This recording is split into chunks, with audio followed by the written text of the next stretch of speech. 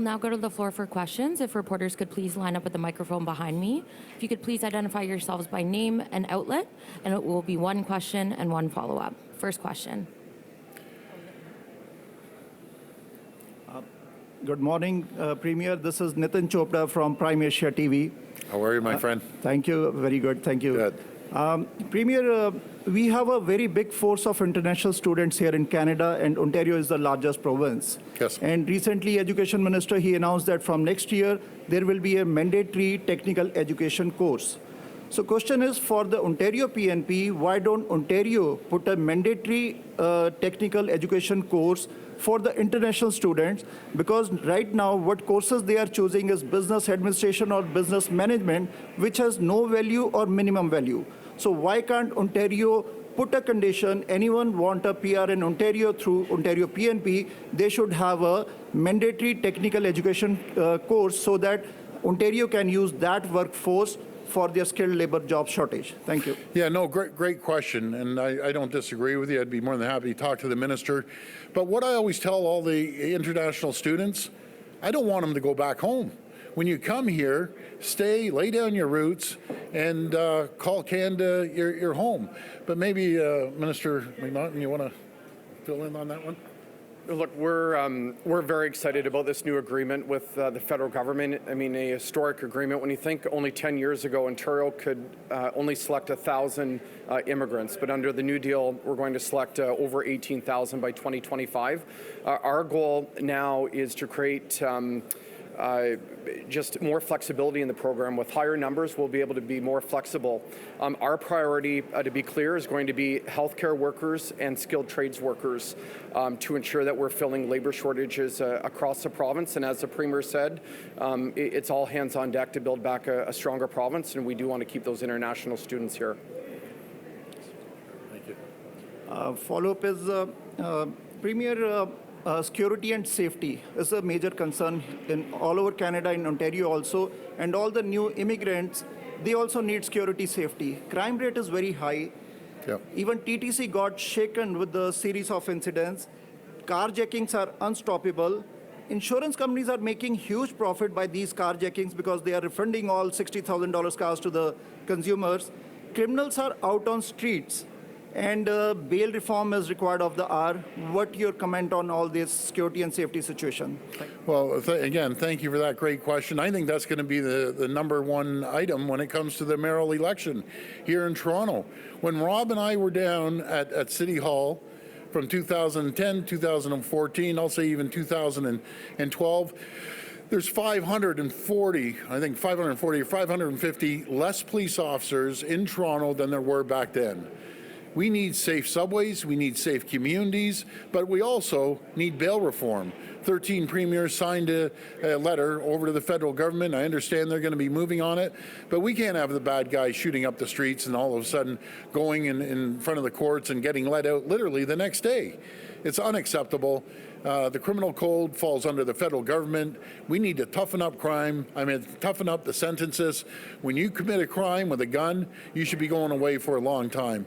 We don't want people running around our communities, shooting up the streets, not to mention the police officers that got ambushed and got assassinated from people that should have been in jail and they were out on bail. Totally unacceptable. And again, we're all for hiring more police officers. We put in tens of millions of dollars supporting our police. We'll always support our police, and they have a very, very tough job. But enough's enough. When we arrest these criminals, they need to go to jail, and they need to go to jail for a long time. Premier, good morning. It's Richard Southern from City News. It looks like Chrystia Freeland is set to announce today help for low-income individuals to afford surging grocery prices. Why are you leaving it solely up to the federal government to help Ontarians struggling to put food on the table? Why wasn't there any new measure like that in your budget, sir? Well, we did it before the federal government, and thanks for that question, Richard. When we knocked off the tolls, one area, we knocked off the license registration tax. We're almost, by the end of the year, we'll be close to $10 a day daycare. We've cut that cost in half. We're making it more affordable. We aren't raising taxes. And it goes back to the federal government, and I get along very well, and I think the world of Chrystia. This carbon tax is killing people. They're going to jack up the carbon tax on gases, on groceries, on everything by 3 cents. That's a total of 14 cents at the gas pumps for a tax. That's unacceptable. It's driving up the cost. Energy costs are one of the areas that causes inflation. We need to put a stop on this carbon tax, at least put a pause on this carbon tax. People cannot afford it, but we're always going to continue making sure it's more affordable for people to live right here in Ontario. Premier, I'll follow up on another issue. Taxpayers want to know what's going on with the Eglinton Crosstown. I'm hoping the transportation minister can weigh in. You know, never mind blaming the Liberals. Can you just tell us straight up, once and for all, why has the Eglinton Crosstown been delayed? Yeah, well, good question, Richard. Again, I'm not going to blame the Liberals. We inherited a nightmare project. We're doing the best we can. We're going to have it up and going in a very short period of time, and we're going to continue working. We just want to make sure the contractors that did the work, it's 100%, and we're going to get it moving as quickly as possible. But the good news is, folks, the good news is the Eglinton West is 4 weeks ahead of time, on budget. We're building the Ontario line, we're building the Scarborough extension, we're building the Yonge extension, we're putting together the largest infrastructure transit project in North America right now, because previous governments have ignored it for years. We've increased the infrastructure budget from 180 to 190 billion dollars. It's unheard of. We're building hospitals, we're building schools, we're building roads and bridges, and we're building the largest transit project ever in the history of Ontario. Premier, good morning. Steve Ryan from Hi, Steve. CB24. Good morning. I want to ask you about the violence on the TTC. What is your government's plan to address that issue? Are you working with the City of Toronto? This problem seems to be far larger than a policing issue now or more surveillance cameras on the platforms of the subways. What is your thoughts on that? Yeah, and folks, Steve, you're a champion. You understand it better than probably any reporter in this room. You've been there, you've worked it, and I just think, Steve, you got to put the manpower in there too. Yes, we're dealing with mental health, we're putting money into that, but we need to start making sure that the frontline police officers have the tools they need, but also to make sure that we make up for the 540 or 550 police officers we fell short.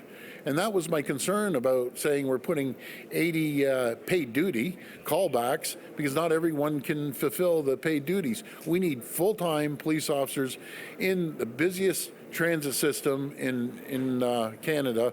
We need to give them the resources and give them the help. But enough's enough with this crime. I've never seen anything like it. That should be the #1 issue for any mayoral candidate. And the mayoral candidates that say they want to cut funding for the police, they want to defund the police, don't vote for them. Simple as that. Support the candidates that are going to fund the police. You're going to get more police officers in our subways, in our streets, because, again, I've never seen it this bad, ever, absolutely ever. And we need to make sure when we sentence these criminals, they need to go away for a long time without bail. And my follow-up, respectively, sir, the problems that are going on with the TTC right now, that appears to be more than just a policing issue. What about addressing the root cause with regards to the social aspects? Is your government aware of that, on top of that, or what are you doing to address the root causes beyond policing? Yeah, I'm sorry. I didn't catch the last part. Was it the mental health, you said? Just the social issues all around when it comes to those type of crimes being committed by people in crisis. It's more than just arresting them or putting more surveillance cameras because surveillance cameras help the police identify, but the deed is already done. So what are you doing to address that? Well, good point, Steve. Again, I just compare us to previous governments. We have a minister of mental health and addictions. We're putting tens of millions, actually probably hundreds of millions of dollars into supporting communities, making sure that people are taken care of. And if they need any help, be it mental health or addictions, they're going to have the help. We're going to make sure that people have good paying jobs to make them feel better, that they have a purpose. But we're throwing everything we can at this. But again, it's kind of a three-prong approach. Number one, we got to catch these guys. Number two, we got to sentence them. And the people that need help, they need to go get help. We can't just release them. Good morning, Premier. Liam Casey with the Canadian Press. Doctors across the province, including the OMA, have said the uninsured healthcare program that you put in place. Guys, I apologize. Sorry. I can't hear with all the noise. Can you speak up or? Sure. Yeah. Sorry. Doctors across the province, including the OMA, have said uninsured healthcare program that you put in place in 2020 has been a huge success. They called it progressive policy, and it solved a decades-long problem. They're at a loss for your decision to cut that program, which is ending on March 31st. They've asked you and Minister Jones for a 6-month extension to figure out a solution. Would you consider either reversing the decision to end funding for the uninsured healthcare program or extend it by 6 months to figure out a solution? Well, first of all, I just have to give a shout out to the folks at OMA. We have a phenomenal relationship. And folks that don't know what the OMA is, Ontario Medical Association, representing the great doctors right across this province. But let's make no mistake about it. Anyone from around the world, if they're coming here, or any resident of Ontario, if you're ill, you're getting taken care of, no matter what. You know, there's misnomers out there. If you get hurt and you go to the hospital and you don't have your OHIP card, you aren't going to get taken care of. That's just not accurate. It's not true. We're going to make sure we take care of everyone, and we're in good conversations with the OMA right now. Can you talk a bit more about these conversations? Are you is you negotiating or something to maybe save this program? We're just sitting down and working with them to make sure that everyone has proper health care, making sure that we can get rid of the backlog surgeries, and we have a great plan with community surgical community care clinics, and speeding things up. Making sure that we listen to the frontline docs, which we are through OMA, listening to the CEOs of the hospitals and the nurses. I can tell you one thing, folks, the healthcare industry is very, very appreciative of the great budget that Minister Bethlenfalvy delivered. But again, as I've always said, we're pouring billions and billions of dollars into healthcare, and we're all coming up with different ways of delivering it more efficiently, great quality and accountability. Hi there, Alan Hale from Queen's Park today. Hi, Alan. All right, so over the past 2 weeks, healthcare CEOs have told the Social Policy Committee that many of the concerns about the Your Health Act that critics have warned about, such as draining staff from hospitals and inequality of access, are valid and need to be mitigated. Quote, "We are aware of the concerns that the bill may widen the healthcare access gap, and we share that concern," said John Yip of SC Health. "Ontario will need to mitigate a significant migration of medical workers and clinics," said Scarborough Health Network CEO David Graham. You have said in the past that you listen to CEOs, so will you listen to them now and make amendments to Bill 60? Well, you just named two. I could name 20 that all agree with it, no matter if it's a Sunnybrook or if it's UHN or Humber River or Trillium and so on and so forth. When they're backlogged on 203,000 operations, you know, your mother, your father, your grandmother, your grandfather, walking around waiting 12 months for a knee replacement, a hip replacement, or get cataracts done. You ask them, would they rather have the exact same doctors, same regulations, in a quality care area that they can speed it up and get these operations done in 2 months opposed to 18 months or a year? Our whole goal is to reduce the backlog surgeries.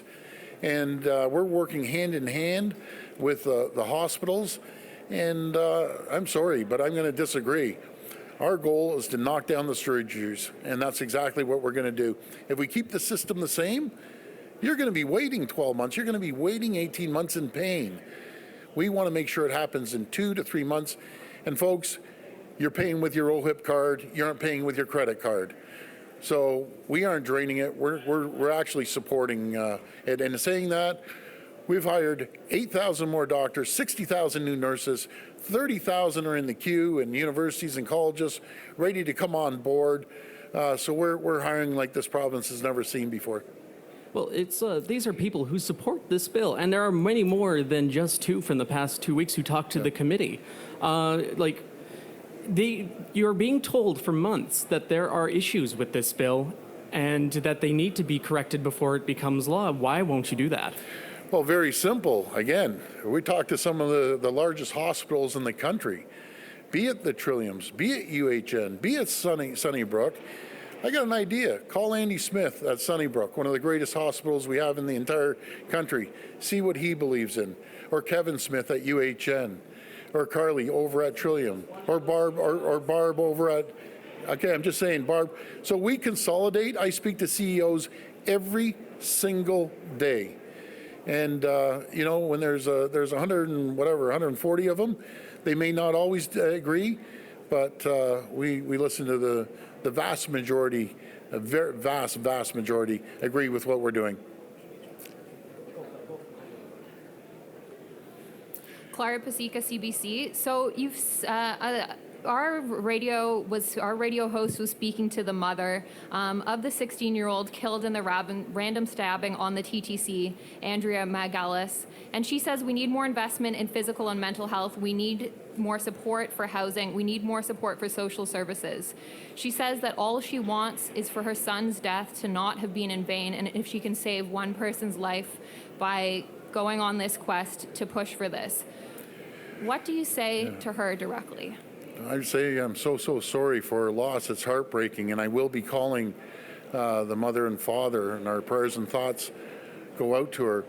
I don't disagree with her comments. We're putting $3.8 billion into mental health, unprecedented amounts of money, and my heart breaks for them. That's their child. I will be making a call to their family this afternoon. They're one of my residents in Etobicoke North, and we'll do everything we possibly can to make sure this tragedy, senseless murder, never happens again. Hey, good morning, Premier Colin DeMello from Global News. We've been trying to determine the cost of the Ontario line, but the Ministry of Transportation keeps redacting documents related to the cost. The Canadian Taxpayers Federation is calling for transparency as well. What is the current cost to construct the Ontario line? Yeah, thanks for that question, Colin.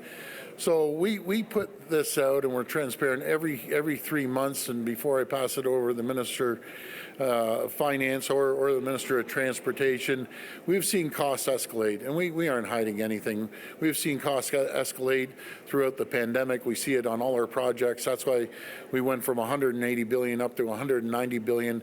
But we're staying on top of them constantly. We will be transparent, as I mentioned before. And, you know, there's a little miscommunication, and I'm not blaming anyone, but there's a cost of actually building, and then there's a separate cost for the operating side. But I'll pass it over to whatever minister wants to start, Minister of Finance.